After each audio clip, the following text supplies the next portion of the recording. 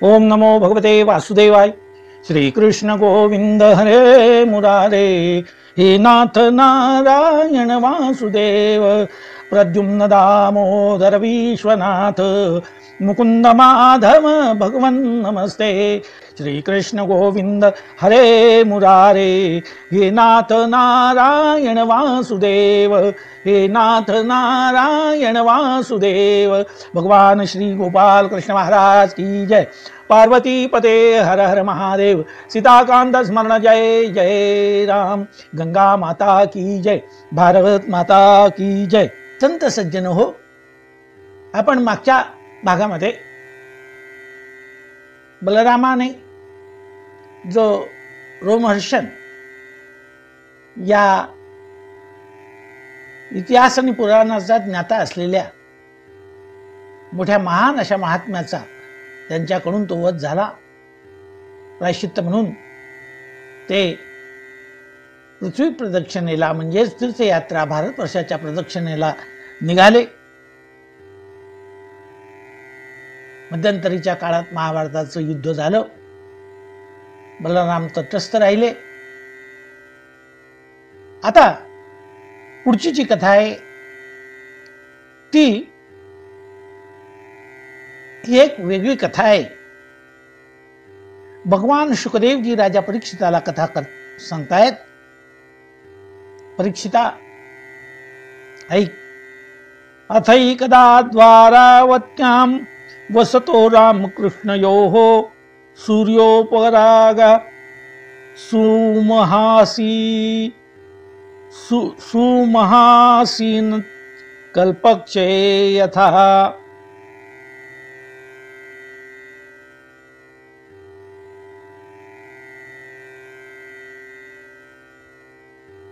अथैकदा द्वारवत्यां वसतो रामकृष्णयोः सूर्योपरागः सुमहासांसित कल्पक्षे यथा। राजा ऐक।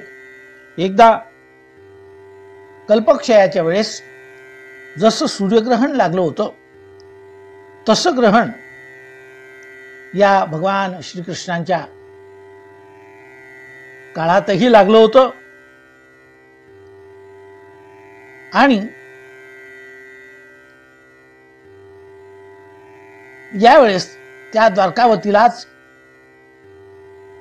परशुरामाने क्षत्रिय राजांचा संहार केल्यानंतर प्रायश्चित्त म्हणून तिथे एक यज्ञ केला होता। प्रायश्चित्त घ्यावं लागतं। आपल्या हातून जे काही कळत नकळत होत असतं, परशुरामाने याच ठिकाणी ते प्रायश्चित्ताचा यज्ञ केला होता। तम ज्ञात्वा मनुजा राजन पुरस्तादेव सर्वतः समंत पंचकं क्षेत्रं ययुश्रेयो विदित्सया। या ठिकाणी लोक पुण्यस्नान करण्यासाठी येतात, पुण्यस्नान करतात, विविध देवतांचं पूजन करतात आणि दान धर्म करतात। या ग्रहण पर्व काळाच्या मध्ये दान धर्म याचं श्रेय अनंत पटीने जो ते कृत्य करतो त्याला मिळत असतं, अशी ही आपली परंपरा आहे। कारण तीर्थक्षेत्री समस्त देवता त्या ठिकाणी आलेले असतात, त्या देवता स्नान करतात आणि आपणही त्या स्नान केलेल्या उर्वरित जलामध्ये देवतांनी स्नान केलेलं असल्यामुळे त्याचंही पुण्य इतर लोकांना जे स्नान करतात त्यांना लागतं। हे पर्वकाळ असतं। आता या ठिकाणी मोठी यात्रा भरते, तिलाच तीर्थयात्रा असं म्हणतात। आणि याच पुण्यक्षेत्री यदुवंशातील अनेक श्रेष्ठ व्यक्ती त्या ठिकाणी आलेल्या होत्या, जसे अक्रूर, वसुदेव, वृष्णी, गद, प्रद्युम्न, अनिरुद्ध, कृतवर्मा इत्यादी या यदुवंशातले श्रेष्ठ व्यक्ती त्या ठिकाणी आले होता. नंदादीन सुहृदो गोपान गोपीश्य उत्कंठिताश्चिरम. आणि यावेळेस असं झालं,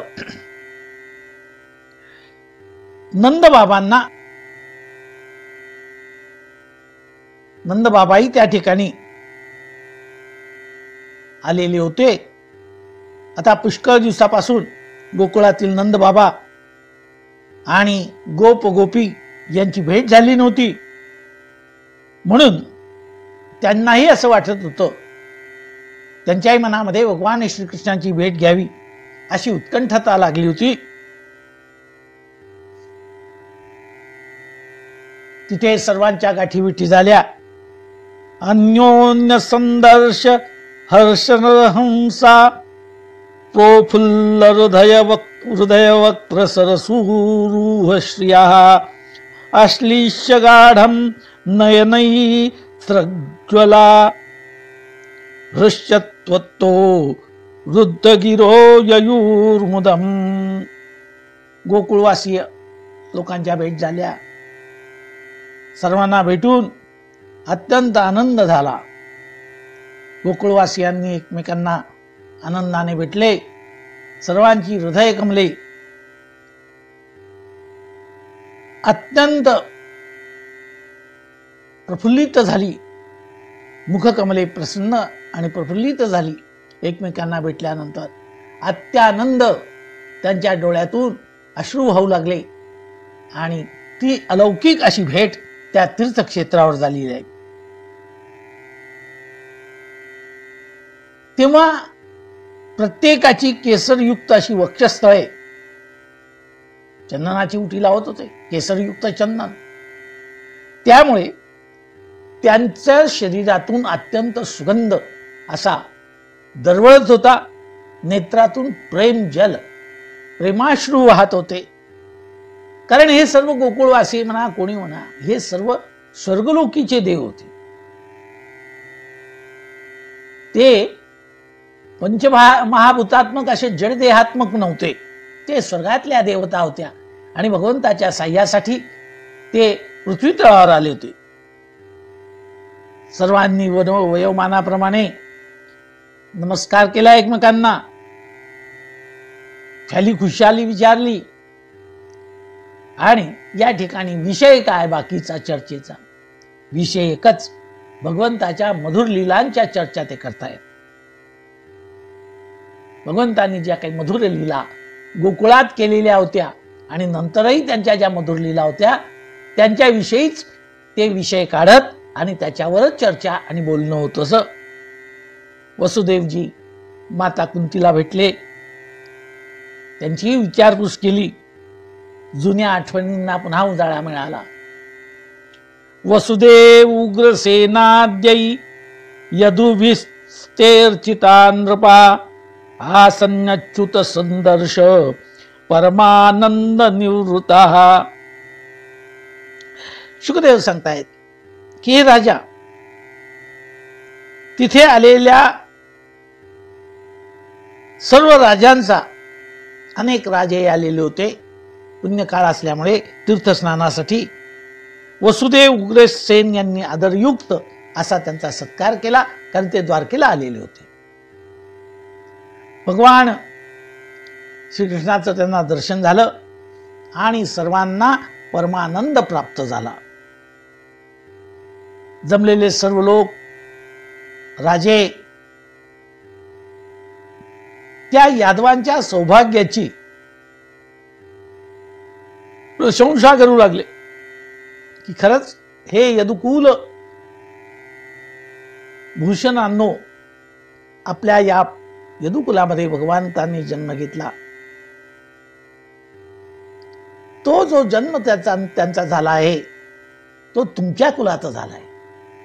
अतिशय ते प्रशंसा करू लागे. तुमच्यासारखे भाग्यवान तुम्हीच आहात. अहो भोजपतेयुयम जन्मभाजो नृणामिह यत् पश्यत्था सत्कृत्कृष्णम दूरदर्शम अपि योगिनाम. ते म्हणाले की हे राजांनो, या जगात मनुष्य मात्रांमध्ये तुमचं जीवन अतिशय धन्य आहे. जे सुख योग्यांनाही अनंत जन्म त्यांनी तपश्चर्या करून जे सुख त्यांना हवं होतं ते सुख त्यांनाही मिळालं नाही, पण तुम्ही त्या सुखाचे भागीदार झाले आहे. उजळले भाग्य आता अवघी चिंता वारली. तुमची आता कुठल्याच प्रकारची चिंता राहिलेली नाही. योगांनाही दुर्लभ असं भगवान श्रीकृष्णांचं ते मनोहारी दर्शन तुम्ही रोज घेत आहात. तुम्हाला हे दर्शन रोज होत असतं. योगी या दुर्लभ तुम्या देखिला साजनी पाहता पाहता मनान पुरे धनी. योगी या दुर्लभ तुम्या देखिला साजनी.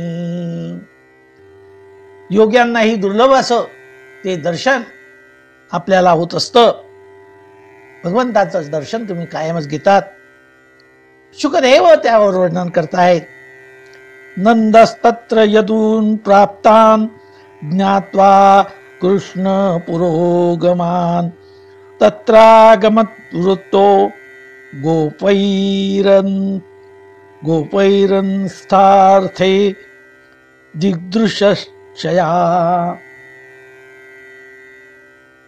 भगवान श्रीकृष्ण आलेले होते हे नंद बाबांना समजलेलं होतं. त्यामुळे नंदही आपल्या सर्व सहकार्यांना गोकुळातल्या लोकांना आपल्या भाऊबंधांना घेऊन तिथे गेले. परंतु त्यांनी मात्र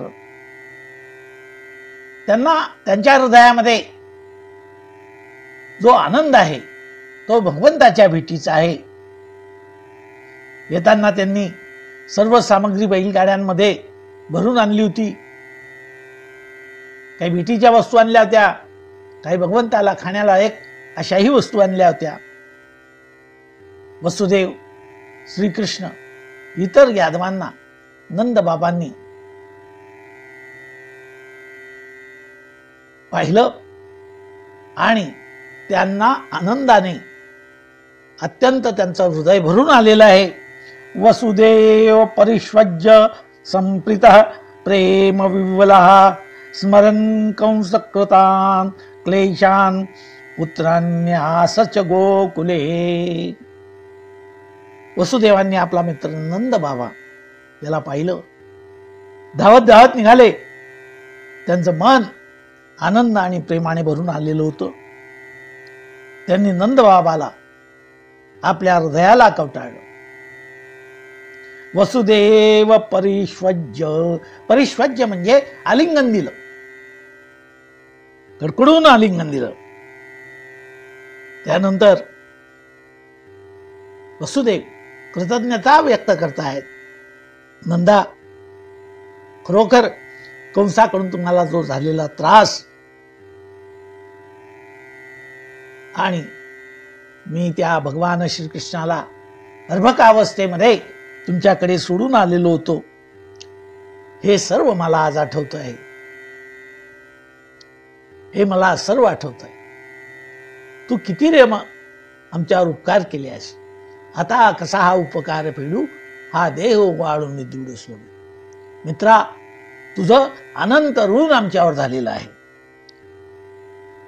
नंद बाबा, यशोदा यांनी रामकृष्णांना हृदयाला लावलं, बलरामांना हृदयाला लावलं, भगवान श्रीकृष्णांना हृदयाला लावलं. रोहिणी, देवकी यांच्या भेटी झाल्या. यशोदेने यांची भेट घेतली आणि यशोदेने त्यावेळेस कृष्णाला पाहिलं आणि एकमेकींना मागच्या काळातलं मागे जे झालेले जे काही भगवंताच्या लीला होत्या त्या आठवू लागल्या. भगवान श्रीकृष्णांची बालहट्ट,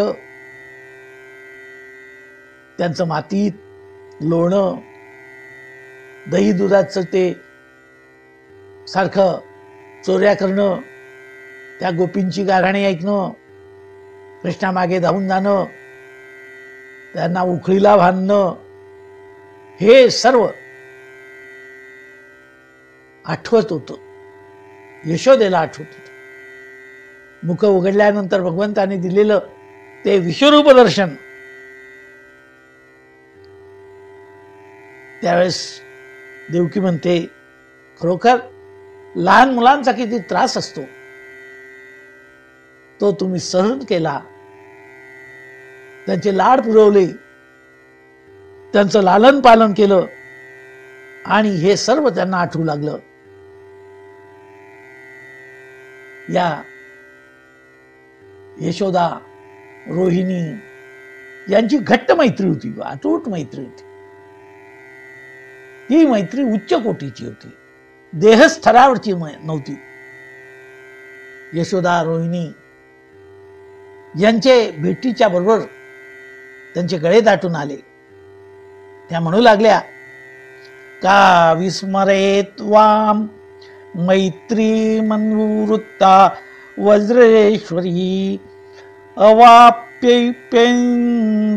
ऐश्वर्यम यस्या नेह प्रतिक्रिया. अगं यशोदे, खरंच आमची आणि तुझी मैत्री ही अतूट आहे, इतकी अतूट आहे. या मैत्रीने जेवढा आनंद मिळतो, या मैत्रीच्या पुढे इंद्राचं ऐश्वर्य सुद्धा फिकं आहे. इंद्र ऐश्वर्यम, इंद्राचं ऐश्वर्य सुद्धा या मैत्री पुढे फिकट आहे, फिके आहे. इतकी तुमच्यात आणि माझ्यात हा जो मैत्रीचे बंध आहे, इतके अतूट आहेत. तुझ्या मैत्रीची व प्रेमाची आम्ही कधीच परतफेड करू शकणार नाही.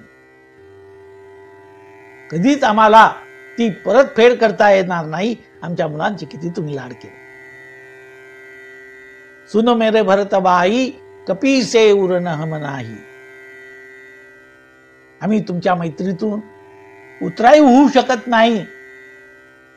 आम्हाला ती गोष्ट अशक्य आहे. यशोदा, तुम्ही दोघी पतिपत्नींनी आमच्या मुलांच्या किती खोड्या सुचल्या. मुलांना डोळ्यातल्या बुबुळाप्रमाणे त्यांचं तुम्ही रक्षण केलं. जशा या पापण्या, या झडपा आपल्या डोळ्यांचं बुबुळांचं रक्षण करतात, धूळ उडवत आले की पटकन बंद करून घेतात की किंचितही घाण जाऊ नये म्हणून, तसं तुम्ही दोघींनी या ठिकाणी आमच्या या मुलांचं लालन पालन केलं आणि त्यांना सांभाळलं. त्यानंतर भगवान श्रीकृष्ण गोपींना भेटले. त्या प्रेममूर्ती होत्या, साक्षात प्रेमाच्या ओतीव मूर्त्या होत्या. प्रेम, प्रेम म्हणजे काय? गोपी म्हणजे प्रेम, निष्काम असं या गोपींनी भगवंतावर प्रेम केलेलं आहे. भगवान त्यांना भेटले. त्यांच्या डोळ्यातून आनंदाश्रू वाहू लागले. आज जन्म सुफळ झाला गे माये, आज जन्म सुफळ झाला गे माये, देखियले पाय विठोबाचे, देखियले पाय विठोबाचे, तो मज वावा, तो मज वावा, तो मज वावा, तो मज वावा, वेळोवेळी व्हावा पांडुरंग, वेळोवेळी व्हावा पांडुरंग, तो मज वावा, तो मज वावा, तो मज वावा तो मज भावा. बाप रखुमादेवी वरू न विसंबे सर्वथा, निवृत्तीने तत्वता सांगितले. याचा विसर न व्हावा, भगवंता तुझा विसर. म्हणून त्या गोपी भगवंताचं रूप पाहत आहेत, नैनातून अश्रू येत आहेत. ते नैनातून येणारे अश्रू म्हणजे काय? एखादी देवाची पालखी किंवा एखादा थोर सत्पुरुष किंवा देवतेची मिरवणूक येते, तेव्हा ती मिरवणूक ज्या रस्त्याने आलेली असते त्या रस्त्यावर जलसिंचन केलं जातं, सड्यांचं सिंचन केलं जातं त्याच्या स्वागतासाठी. तशा प्रकारे गोपींनी आपल्या नयनातून भगवान आता येणार आहेत म्हणून ते जलसिंचनाने आपल्या हृदय आणि नयन यांच्यातली वाट त्या अश्रूंनी सिंचन केलेली आहे. त्याच्यामध्ये प्रेमाचं असं चंदनाची उटी आहे. तिथे अत्यंत सुगंधित असा सुवास सुद्धा येत होता.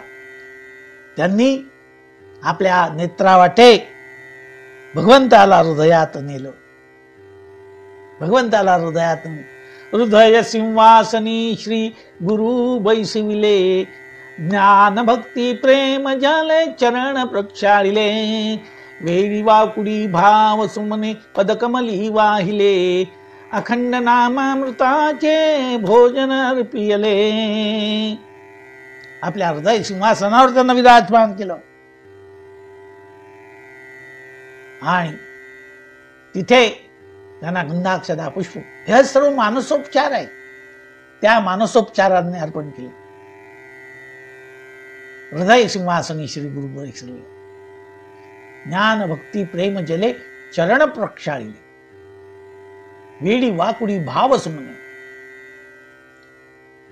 तुझ्या कृपेचा सूर्योदय होता भाव पुष्प उमलले. भगवंताच्या कृपेचा सूर्योदय झाला आणि हे भाव पुष्प, हे कमल पुष्प उमललं आणि ते तुझ्याच चरणी वाहिले. आणि तुला भोजन कोणतं आहे? अखंड नामामृताचे.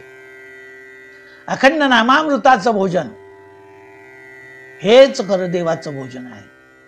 अखंड स्मरण, स्मरण मात्र संतुष्ट आहे. आणि एकदा तो संतुष्ट झाला, महाभय निवारणाय, महाज्ञान प्रदाय, महायोगीने तो महाज्ञान देत असतो. हा भगवंत त्यांच्या हृदय कमलावर विराजमान झाला. भगवंताने त्या गोपींना प्रेमाने मोठं आलिंगन दिलं. भगवंताच्या डोळ्यातून नेत्रातून अश्रू वाहू लागले. भक्ताला पाहिल्यानंतर भगवंताला अत्यंत आनंद होतो. कशा आहात? बरे आहात ना? गप्पा गोष्टी झाल्या.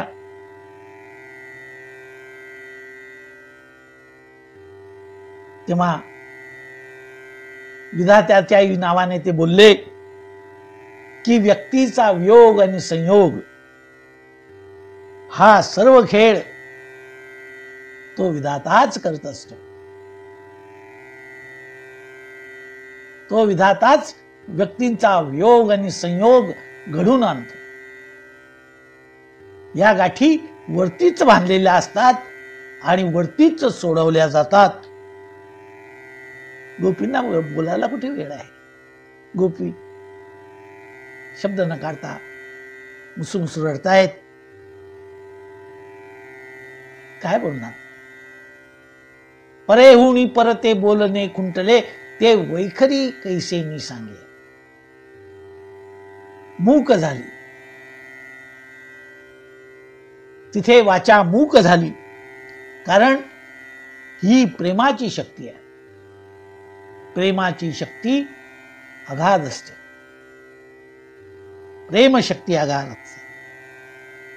आणि हे जे प्रेम बंधन आहे हे इतके घट्ट असतात, तुटता तुटले जात नाहीत.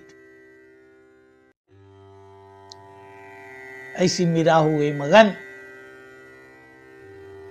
वो तो गली गली हरि गुण गाने लगी. ऐसी लागी लगन, मीरा हो गई मगन, वो तो गली गली हरि गुण गाने लगी. हा सर्व प्रेमाचा प्रकार आहे. मयी भक्तिर्य भूतानाम अमृतत्वाय कल्पते, दिष्ट्या यदासिन मत्स्नेहो भवती नाम मदापनः. हे गोपींनो, आता भगवान या गोपींशी बोलतायत. तुम्ही खरोखर सुदैवी आहात, खरोखर सुदैवी आहात. तुमच्या ठिकाणी माझ्याविषयी जे भक्तिप्रेम आहे, त्यामुळे प्राणी मात्राला मोक्ष प्राप्ती. प्रेम सुख देई, प्रेम सुख देई, प्रेमे विन नाही दुजे काही. प्रेम सुख देई, प्रेम सुख देई, दावी मज रूप गोपिका रमना. दावी मज रूप गोपिका रमना. ठेवू दे चरणा वरी माथा, ठेवू दे चरणा वरी माथा.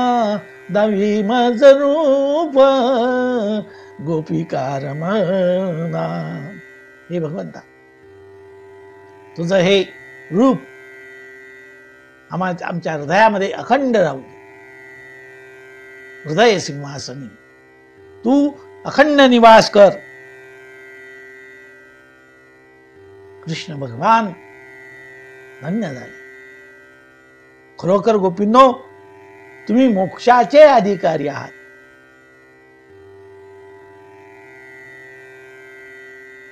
का म्हणे, नामापासी चारी मुक्ती ऐसे बहु ग्रंथी बोलिले.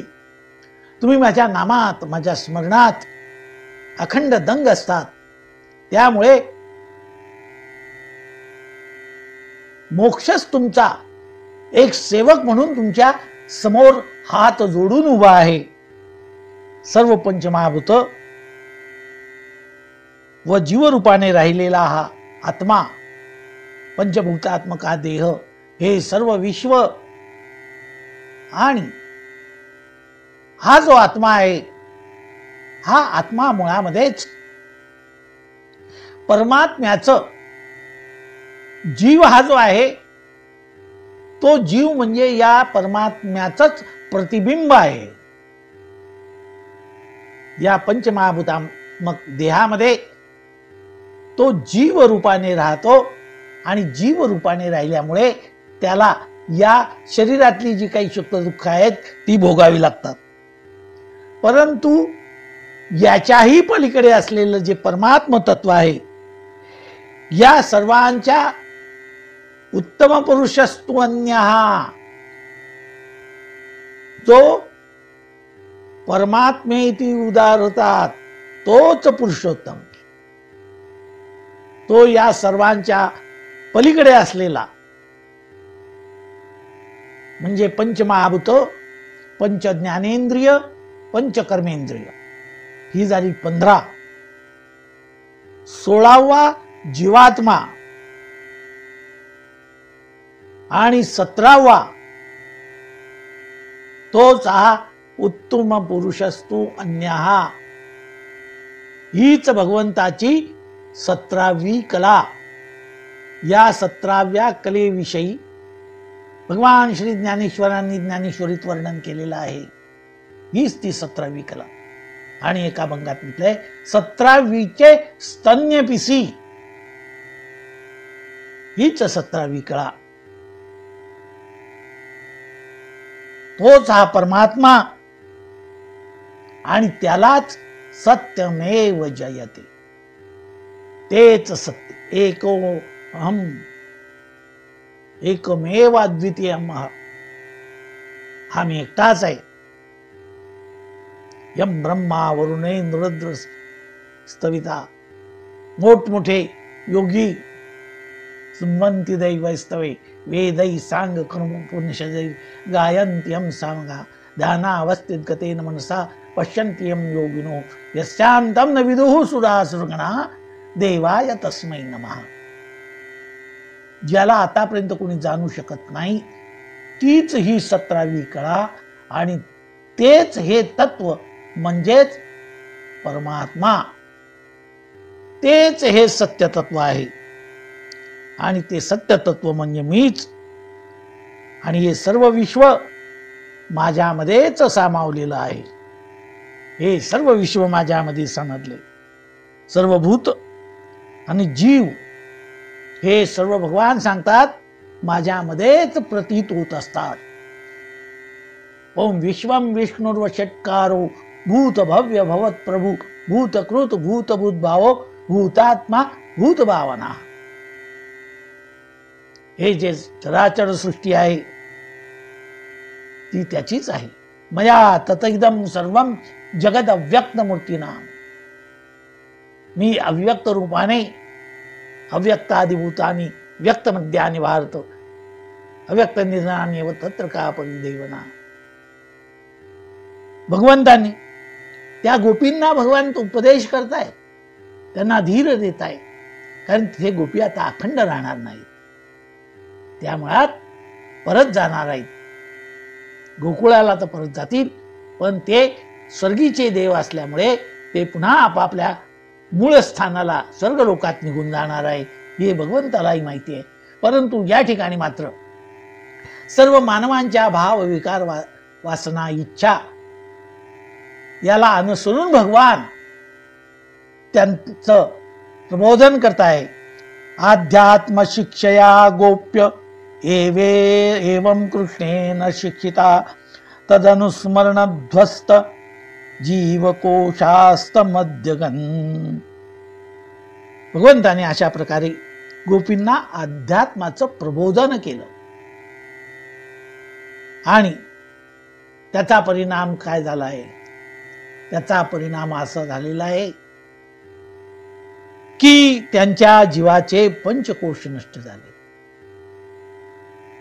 प्राणमय, अन्नमय, वासनामय हे जे काही कोश असतात हे सर्व कोश नष्ट झाले आणि त्या पाहू गेलो देवालागी, पाहू गेलो देवालागी, देवरूप झालो अंगी, देवरूप झालो अंगी, पाहू गेलो देवालागी, पाहू गेलो देवालागी. देवाला पाहायला गेल्यानंतर ते देवरूपच झाले. शिवम भूत्वा शिवम यजेत. ते शिव स्वरूप का झाले? तर शिवम यजेत, शिव होऊनच परमात्म्याचं स्वरूप आपण आहोत या जाणीवेनेच त्यांनी भगवंताचं भजन पूजन जे काय असेल नवविधा भक्ती त्या सर्व केलेल्या आहेत आणि त्यामुळे त्या भगवंताशी एकरूप झालेले आहेत. भगवंताशी एकरूप झाले आहे. आम्ही दैवाचे दैवाचे दास पंढरी रायाचे, दास पंढरी रायाचे. एकरूप झाले. त्यानंतर त्यांनी आपल्या हृदय कमलामध्ये भगवंताचं अखंड चिंतन, भगवंता तुमचं चिंतन आमच्या हृदयामध्ये अखंडित राहू अशा प्रकारच्या प्रार्थना सदा माझे डोळा जडो तुझी मूर्ती, रखू माईच्या पती सोयरिया, गोड तुझे रूप गोड तुझे नाम, गोड तुझे रूप गोड तुझे नाम, देई मज प्रेम सर्व काळ, गोड तुझे रूप गोड तुझे नाम.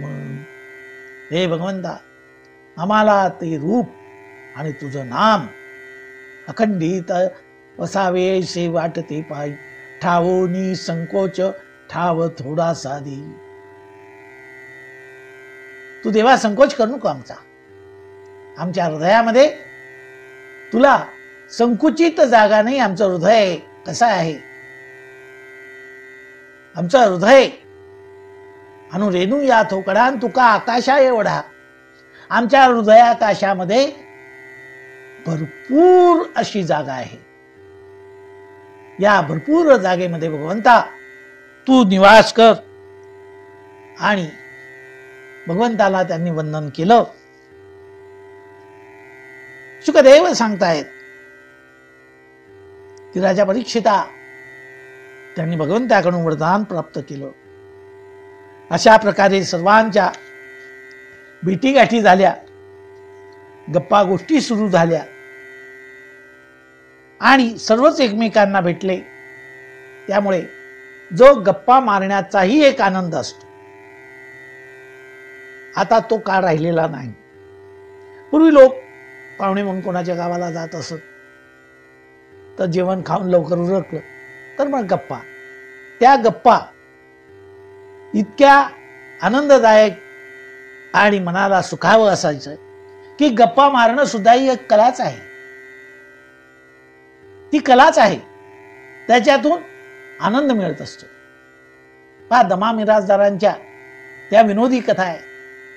या विनोदी कथेमध्ये एक तुम्हाला वैशिष्ट्य दिसेल की तो मास्टर गणापा वगैरे हे जे चंगट हे गप्पा मारायला यायचे आणि त्या गप्पांमधून तो जो त्यांना आनंद आहे, साधी भोळी माणसं ज्याला जे पटली तशी गप्पा मारतायत आणि त्याच्यावर चर्चा करतायत.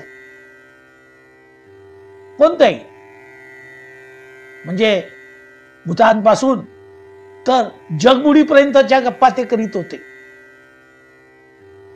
जगबुडीचाही आलेली बातमी या कुठल्या तरी जुना पेपर शोधून काढतात, त्याच्यात छापून आलेली असते आणि हे केव्हा तरी वाचतात, पण त्याच्यावरही गप्पा होत आहेत.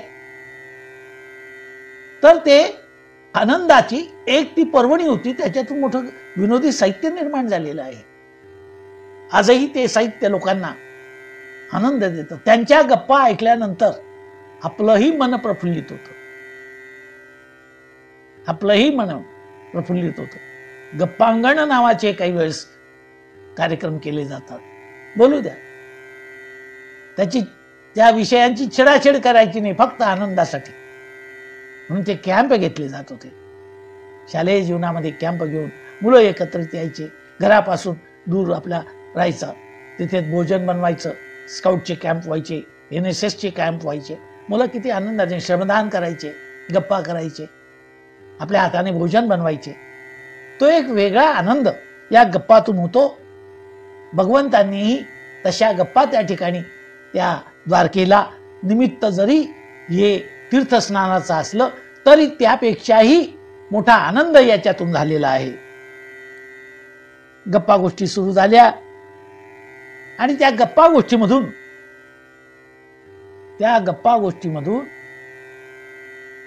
द्रौपदीने भगवान श्रीकृष्णांच्या ज्या त्या 8 राण्या तिथे आलेल्या होत्या, त्या राण्यांशी जरा नाजूक विषयावर त्यांनी गप्पा सुरू केल्या. ह्या स्त्रियांमधल्या गप्पा आहेत. पट्टराण्यांना विचारलं की श्रीकृष्णाने सांगा बरं, तुमचं कसं काय जमलं, तुमचे लग्न कसे ठरले, काय काय क्लुप्त्या या श्रीकृष्णाने केल्या. द्रौपदी धर्माची बहीण होती. तिने विचारलं. आपल्या भावाच्या लीला, ह्या लीला यांच्या मुखाने ऐकायच्या होत्या, या राण्यांच्या मुखाने ऐकायच्या होत्या आणि त्याबद्दल विषय काढला. द्रौपदी म्हणते, हे वैदर्भ्यच्युत भद्रे, हे जांबवंती कौशले, हे सत्यभामे कालिंदी, शब्ये रोहिणी लक्ष्मणे हे कृष्ण पत्न एतन्नो ब्रुत ओ भगवान स्वयं उपमेमे यथा लोकम अनुकुर्वं स्वमायया. द्रौपदीने विचारले, हे कृष्ण पत्न्यांनो, हे रुक्मिणी, हे सत्यभामी, हे भद्रे, जांबवंती, सत्यभामी, कालिंदी, शब्ये, लक्ष्मणे, या सर्व ज्या काही पत्न्या होत्या, कसं झालं तुमचं, कसं जुळलं? आणि भगवंताने सामान्य लोकांप्रमाणे आपल्या मायाशक्तीने तुमच्याशी विवाह कसे केले, अशा प्रकारचं ती माहिती विचारतायत. या नाजूक गोष्टीवर त्यांच्या आता चर्चा सुरू झाल्या. त्याही थोड्या लाजल्या, त्यांनाही थोडं, कारण या जुन्या गोष्टी, तो काळ निघून गेल्यानंतर त्या काळाच्या आठवणी काही सुखावह असतात आणि त्या आठवणी काढून आता द्रौपदीच्या या प्रश्नांवर प्रत्येकीने आपापल्या विवाह प्रसंगाचे वर्णन केलेलं आहे. रुक्मिणीने सांगितलं,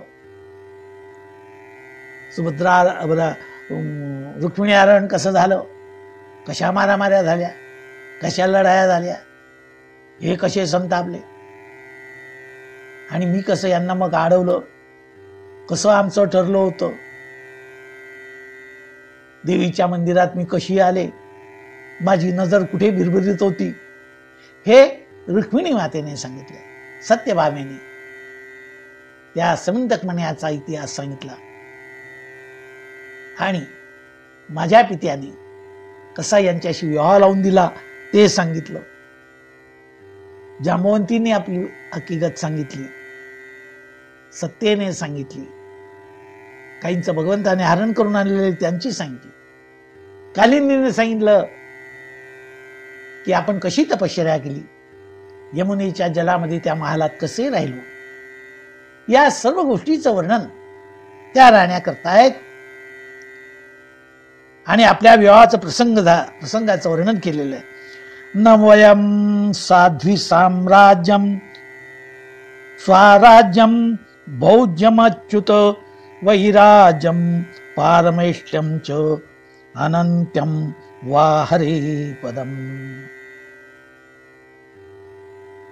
कामयामहे तस्य श्रीमत्पादराजश्रियः कुचकुंकुमगन्धाढ्यं मूर्धाऊढं गदाभृतः.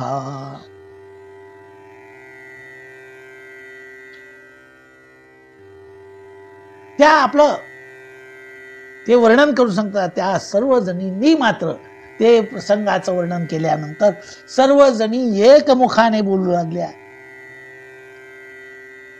की द्रौपदी, आम्हाला या भगवंताशी जो विवाह करायचा, आम्हाला लौकिक किंवा पारलौकिक अशा कोणत्याही सुखाची अपेक्षा नाही. न लगे धनमुक्ती संपदा, न लगे धनमुक्ती संपदा. आम्हाला यलोक परलोक तिथे असलेलं सुख यांची अपेक्षा नाही. आम्हाला राज्य नको, साम्राज्य नको, इंद्रपद नको, ब्रह्मपद नको, काही नको. तर आम्हाला त्या गदाधर प्रभूची चरणधूळ आमच्या मस्तकाला लागो. या पलीकडे आम्ही श्रीमत्पादरजाश्रियः कुचकुंकुमगंधाढ्यं मूर्धान ओढ गदाभृता. आम्हाला काही नाही. कपाळी कुंकू, गळ्यात मणी. कपाळी कुंकू, गळ्यात डोरलं आणि गळ्यात काळ मणी ग. सुखी ठेव देवा हा कुंकवाचा धनी ग.